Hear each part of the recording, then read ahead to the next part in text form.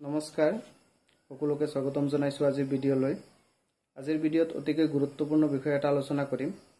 আপোনালোকে গম পায় চাগে যিসকল কেণ্ডিডেট ফিল আপ কৰিছিলে তেওঁলোকেতো গম পায়, বা যিসকলে ফিল আপ কৰা নাই, ফৰ্ম ফিল আপ কৰা নাই তেওঁলোকেতো গম পোৱা নাই যে যোৱা ডিচেম্বৰ মাহত DWৰ আণ্ডাৰত LP আৰু UPৰ 5500টা পোষ্ট উলিয়াইছিলে।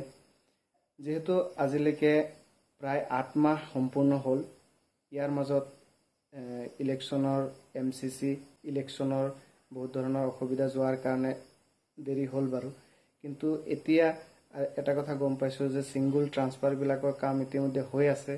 গতিকে DE অফিচৰ পৰা আমাৰ সেই পোষ্ট বিলাকৰ ষ্টেটাছটোনো কি, বৰ্তমান কি কৰি আছে তেওঁলোকে, একো আপডেট এতিয়ালৈকে দিয়া নাই, বা কি পৰ্যায়ত আছে, কিমান সময়ত ওলাব, এটা অনিশ্চয়তাৰ দিশলৈ যেহেতু গৈ আছে।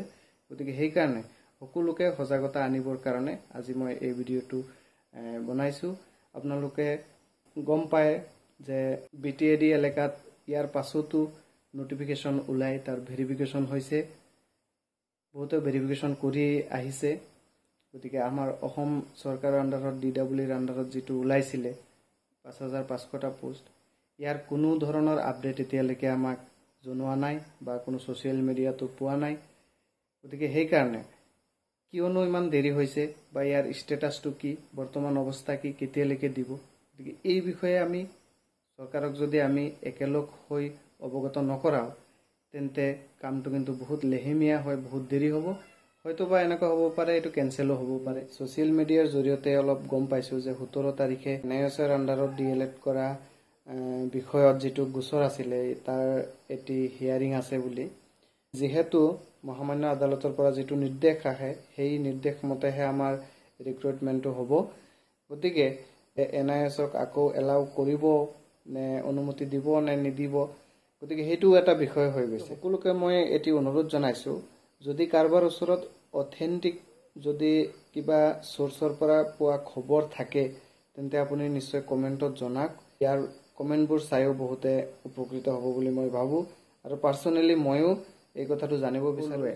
ওলাই আহক, আমি কি কৰিলে ভাল হয় কমেণ্টত জনাওক, যে কেনেকুৱাকৈ আমি বিভাগীয় কৰ্তৃপক্ষক জনাব লাগে, চৰকাৰক জনাব লাগে, EMক জনাব লাগে, CMক জনাব লাগে। DA অফিচলৈ আমাৰ 3 তাৰিখে এটা টিম যোৱাৰ কথা আছিলে, তেওঁলোকে কি কৰিলে কি নকৰিলে, বা গ'লে নে নগ'লে কোনো আপডেটে নিদিলে।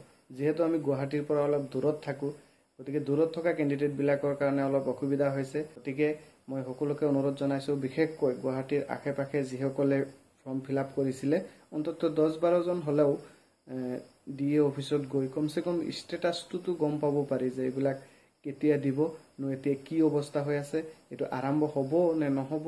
শেষত মই সকলোকে ইয়াৰ বাবে সজাগ হ'বৰ কাৰণে অনুৰোধ জনাই মই আজিৰ ভিডিঅ'টো ইয়াতে সামৰিছোঁ। ধন্যবাদ।